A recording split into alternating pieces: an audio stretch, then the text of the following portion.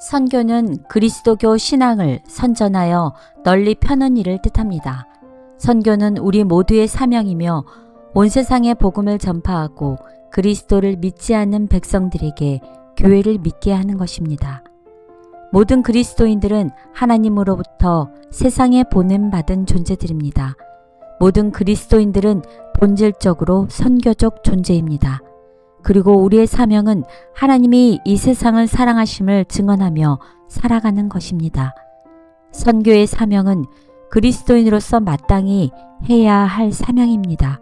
그러므로 하나님의 선교를 이해하는 것보다 중요한 것은 선교의 하나님을 더 잘 이해하는 것입니다. 하나님은 선교의 하나님이심을 배우고 우리는 영원한 복음을 세상에 선포하는 일에 열심을 내어야 합니다. 안녕하세요. 안녕하십니까?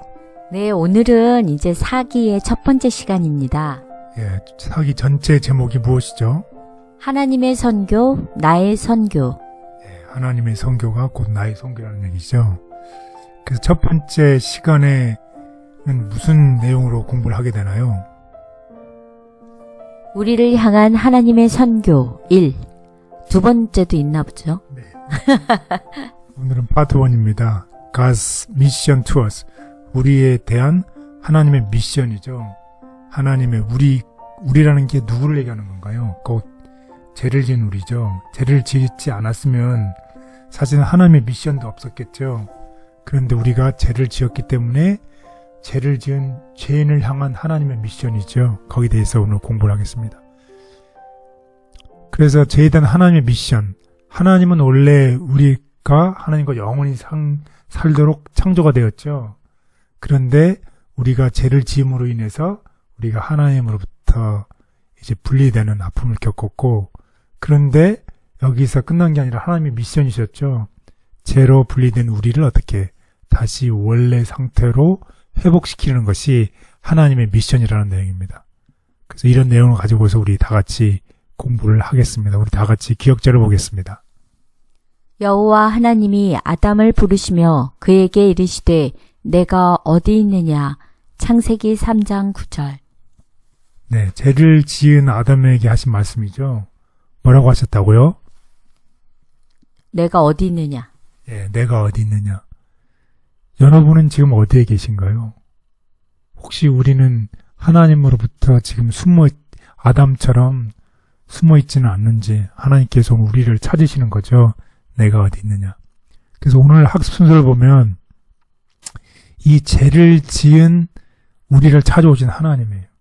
그래서 죄에 대해서 반응하시는 하나님, 죄에 대해서 어떻게 반응하시는지 그에 대한 하나님의 반응에 대해서 공부를 하고, 그리고 우리의 과거에 우리가 알지 못했지만 우리의 과거에도 우리와 함께 하셨던 하나님, 우리 조상들과 함께 하셨던 하나님에 대해서 공부를 하겠고, 그래서 너무 우리와 함께 있고 싶어서 어떻게 이 세상에 오셔서 성육신이 되셔서 우리와 함께 거하신 하나님에 대해서 배우시겠고, 그 다음에 십자가에 달려 돌아가셨잖아요. 그런 다음에도 항상 우리와 함께 하시는 하나님, 그리고 그 하나님께서 이제 우리를 위해서 다시 오실 하나님에 대해서 우리 다 같이 공부를 해보도록 하겠습니다.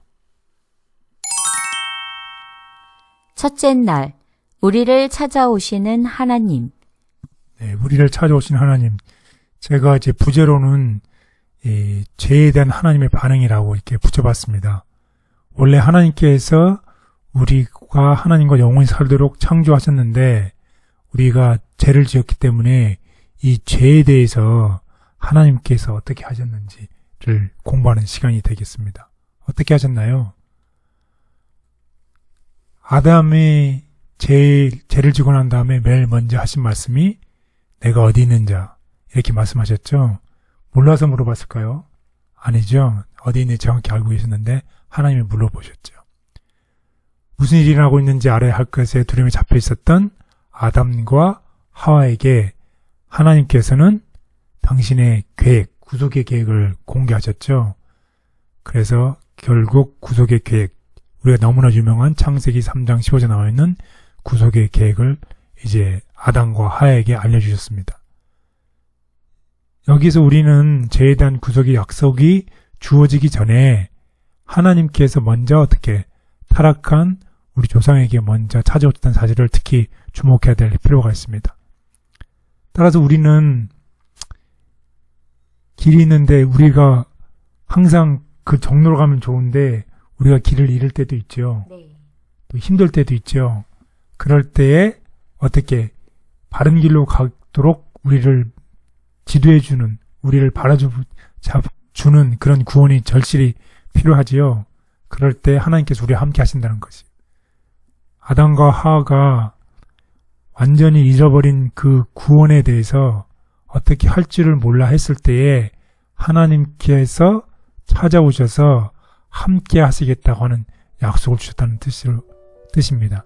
그래서 우리가 죄를 지었을 때 하나님께서는 어떻게 하셨다는 것이에요. 우리를 찾아오셔서 구원의 계획을 말씀해 주시고 우리에게 올바른 길을 가르치도록 도와주셨다는 것입니다. 하나님이 먼저 죄로 잃어버린 바 된 인류를 찾아오셨다. 하나님은 세상을 자기와 화목하게 하시려고 죄인을 찾아오시는 선교의 하나님이시다.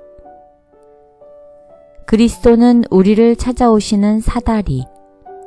그리스도는 야곱이 보았던 밑바닥은 지상의 꼭대기는 하늘 문, 곧 영광의 문 어구에 닿은 그 사다리이시다.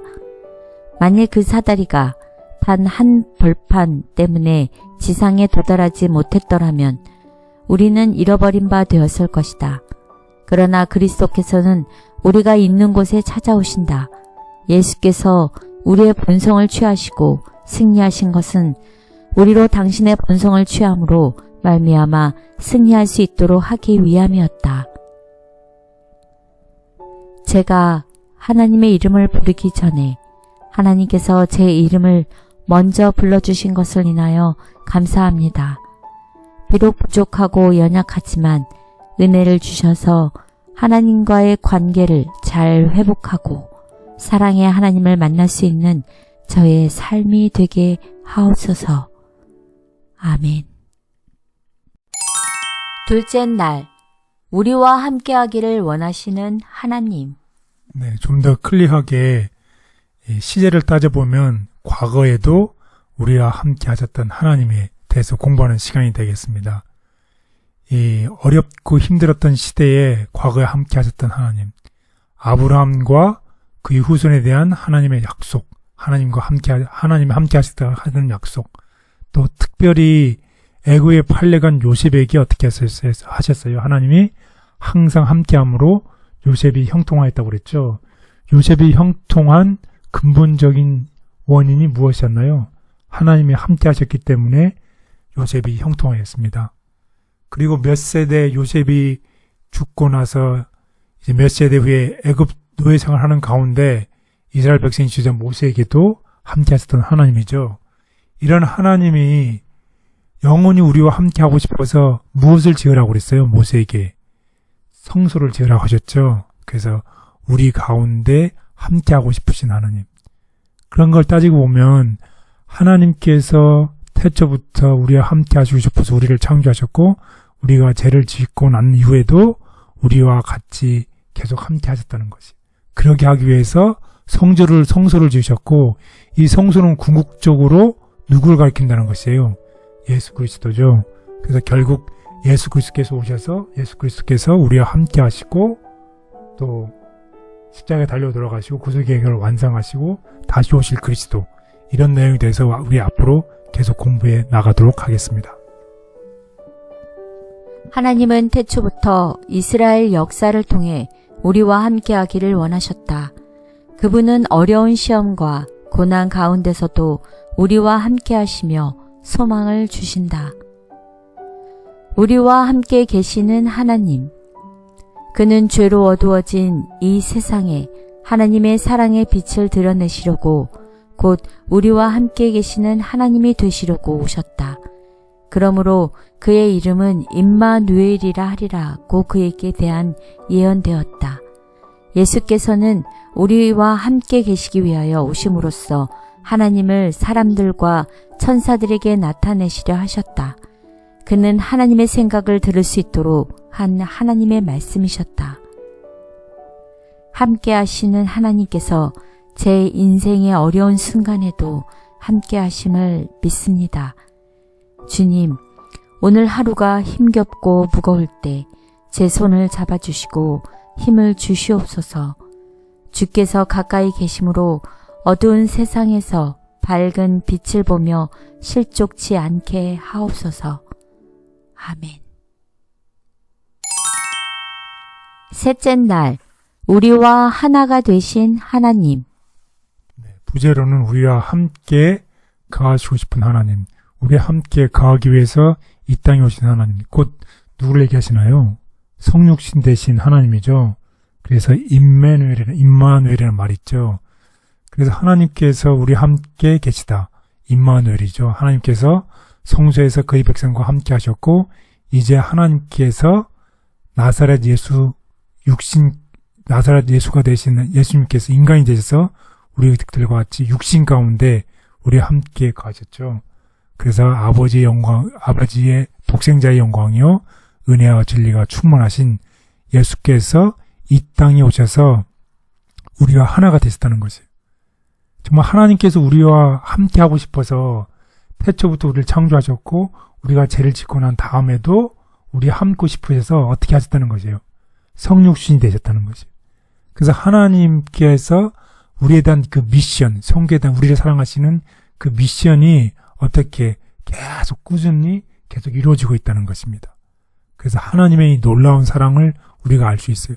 그것뿐만 아니라 예수님께서 이 땅에 오셔서 성육신에 대해서 우리 가운데 거하셨을 뿐만 아니라 우리를 위해서 어떻게 십자가에서 죽으셨고, 또 부활을 통해서 구속의 계획을 완성하셨죠. 그래서 십자가는 하나님의 선교의 절정에 달했어요. 그렇지만 이 모든 일이 완전히 끝난 건 아니죠. 이제 뭐가 남아있습니까? 다시 오실 예수 그리스도로 남아있는 것이죠.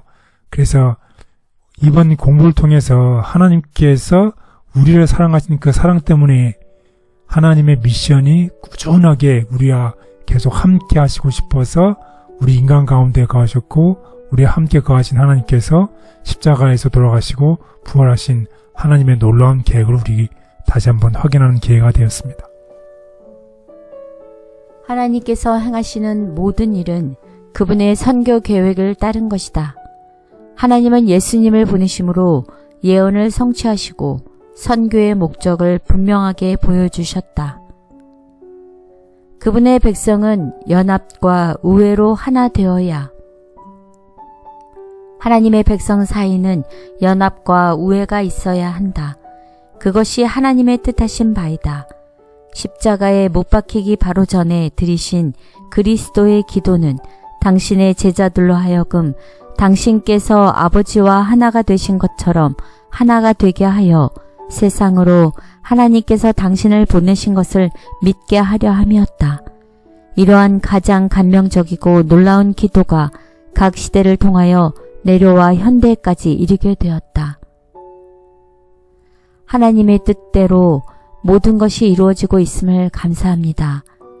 주의 오심이 더딘 듯하고 이루신 것이 분명히 느껴지지 않는 세상에 거하지만 이 땅과 가정과 교회 가운데 주님의 귀한 뜻을 온전히 이루어 주시기를 간절히 기도합니다. 아멘. 넷째 날, 우리와 항상 함께 하시는 하나님. 네. 과거에 함께 하셨고, 또 우리와 함께 하고 싶어서 성육신이신 하나님, 그런 하나님이 지금 현재 우리와 항상 함께 하신다는 그런 내용입니다. 그래서 그리스도의 죽음은 화목의 안개가 아니라 화목하게 하는 과정이고, 또 예수님은 부활을 통해서 죽음을 정복하시고 하늘과 땅의 모든 권세를 받으셨죠. 그리고 뭐라고 했냐면, 하늘로 올라가시면서 내가 세상 끝날까지 너희와 항상 함께 있으리라는 이런 놀라운 약속을 주셨어요. 그런데 그 약속뿐만 아니라 또 우리에게 어떤 사명을 주셨어요. 어떤 사명을 주셨나요? 모든 족속을 제자로 삼으라는 이 사명을 주셨어요. 그래서 결국은 우리가 배워야 될 내용이 이 하나님께서 우리와 함께 하시고 싶어서 죄인된 우리를 향한 하나님의 미션이셨죠. 그 미션을 우리와 함께 하고 싶으셨어요. 그렇기 때문에 십자가에 돌아가셨고 또 부활하셨고 또 승천해서 하늘에 계신 하나님께서 가시면서 우리와 항상 함께 하시겠다고 가시면서 우리를 향해서 뭐라고 해요?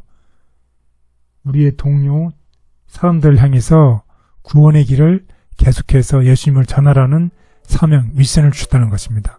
우리 모두 다 이 예수님이 우리를 향한 그 미션처럼 우리도 이웃을 향한 그런 미션을 우리도 같이 본받아서 계속하는 우리 모두가 되기를 바라겠습니다. 하나님의 선교적 본성은 잃어버린 자를 찾아 구원하려 하시는 예수님의 모습에서 가장 잘 나타난다. 예수님은 대사명을 주시면서 함께 하시겠다고 약속하셨다. 산 믿음을 가지고 일하라. 빛을 받지 못한 자들을 위해 일을 시작하라. 구주께서는 하늘과 땅의 모든 권세를 내게 주셨으니 볼지어다 내가 세상 끝날까지 너희와 항상 함께 있으리라. 고 선언하신다. 우리에게 필요하신 것은 산 믿음, 즉 우리 앞에 가시며 또한 우리와 함께 일하시는 살아계신 구주를 소유하게 하는 요셉의 갈라진 무덤에서 선포하는 믿음인 것이다. 만일 우리가 하나님께 모든 수단을 바친다면 그분께서 그 사업을 하실 것이다. 하나님의 뜻을 삶으로 나타내신 예수님의 모본을 주심을 감사합니다. 우리에게도 사명을 주시고 따르라 하시는 말씀에 순종하기를 원합니다.